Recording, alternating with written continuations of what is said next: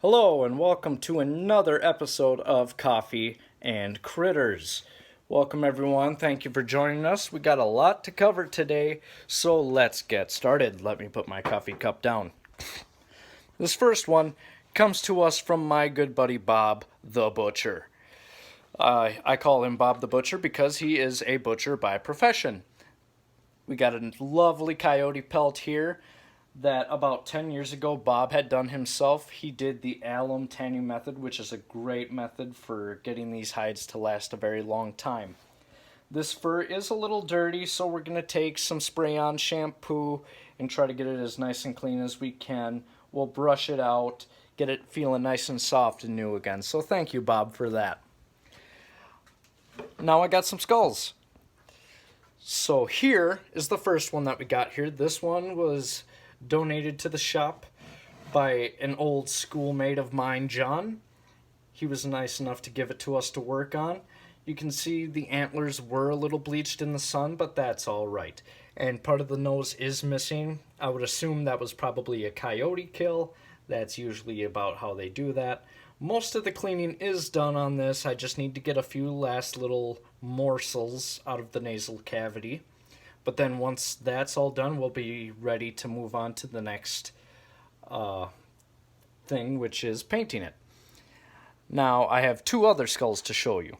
This one, you all probably remember from last week. We had this one sitting in the hydrogen peroxide to get it clean.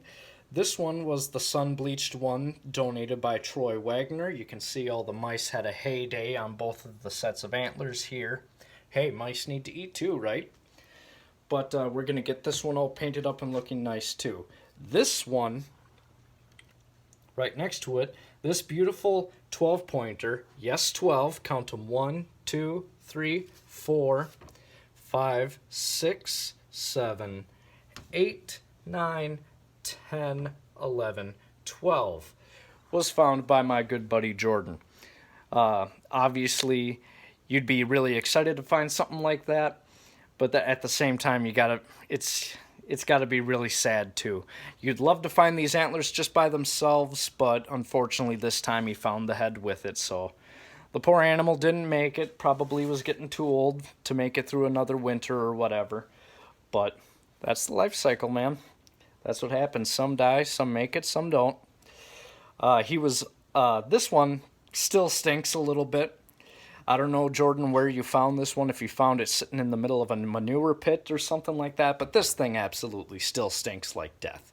For those of you who don't know what death smells like, if you've ever traveled over the 494 bridge going from Newport to South St. Paul, that's what death smells like.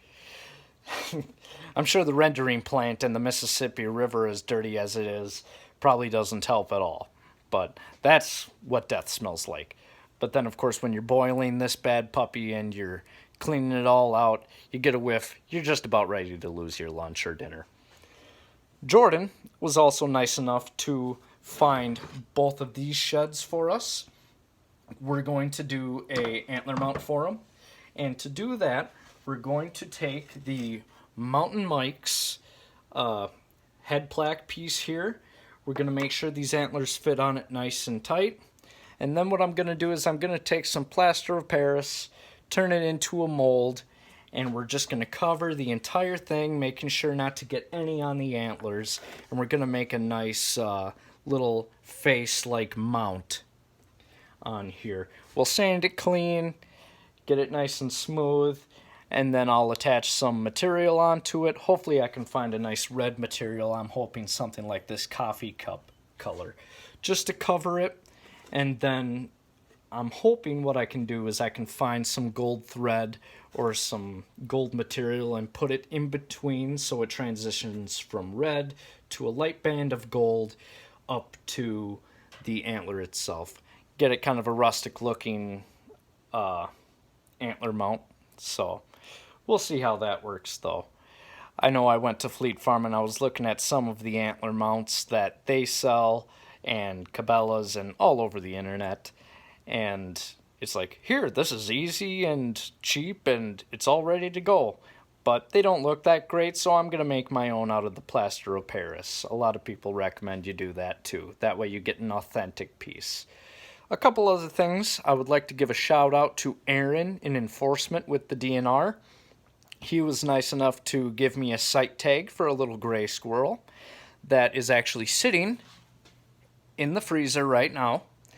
We have him all fleshed out and skun out, all the fat and membrane and everything pulled off of him. So as soon as I get my squirrel mount, which should be here any day now, actually I believe it should be coming in today, we'll be able to practice with him a little bit and hopefully have him somewhat ready by next week for next week's episode, if there is another episode next week. I hope so. But we'll get that all taken care of when we get around to it. A couple other things. Before I let you go, Miss Coon asked to make another appearance, so I told her, yeah, come on over. The people still love to see you and everything. So here she is. She is all finished. Yay! So she is all completely tanned, all the way inside and out. She's all nice and limber and everything like that. She's nice and soft. I just need to find a nice place to hang her up so she can be appreciated. But thank you, Miss Coon, for making an appearance. And one last thing before I go, I also wanted to give a big shout out to my buddy Jordan and his slingshots. Those of you who know me or have seen me with a slingshot know I love to shoot, and I don't mean to brag, but I think I can still hit the broadside of a barn. These ones are ones that he is making from scratch. This one I believe he called the Explorer series. This would be a Generation 1. I believe over in England and Europe they call these things catapults. But then again, they don't have guns like we do here in America. Yeah, America. But he uses TheraBand Gold flat bands on these bad puppies.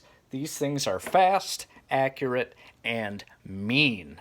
If you have any nuisance critters getting into your garden, like any rabbits going and eating any of your greens, and those are yours, not theirs, one good shot with one of those things will put him down for the count. Or if you have any squirrels going all over your bird feeders and you don't want them there, that'll make quick work of them too. Just make sure you follow any rules or regulations that the DNR or local law enforcement have in place for taking care of those nuisance critters.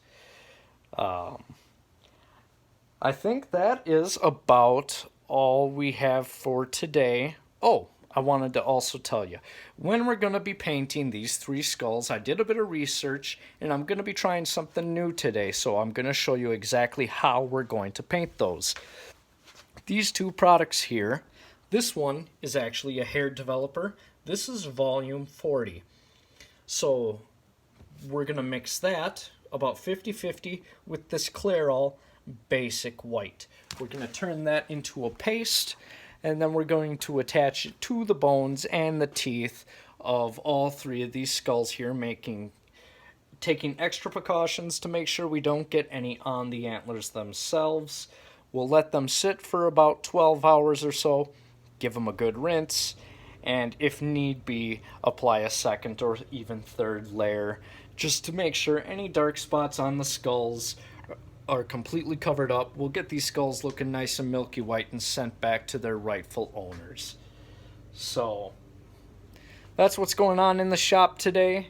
Hope you guys are staying busy or finding something to do now that everyone's stuck inside for the next 2 weeks. I know I'll definitely be doing my part staying in here now that I got enough work to do. But stay safe, wash your hands, don't do anything I wouldn't do. Keep your stick on the ice.